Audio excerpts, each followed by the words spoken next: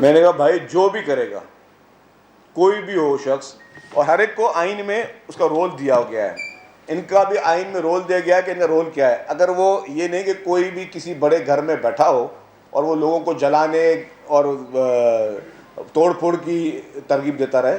آئین اور قانون میں سب کے لیے رول لکھا ہوا ہے، جو آئین قانون میں ہوگا سب کے لیے وہ کیا جائے. کوئی بھی آئین سے بالاتر نہیں ہے، اور کوئی بھی اتنا مطلب کسی کو بھی اپنا دماغ اتنا خراب کرنے کی ضرورت نہیں ہے کہ جی میں جو بھی چاہوں کر سکوں.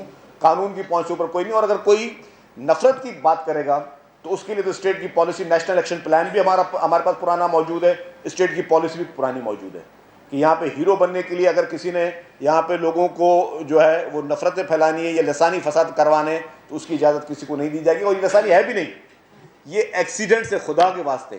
آپ یہ دیکھیں نا کہ یہ جان بوجھ کر اس طرح کی باتیں کی جاتی ہیں کہ اٹینشن آپ اپنی ڈائیورٹ کراؤ اپنے طرف.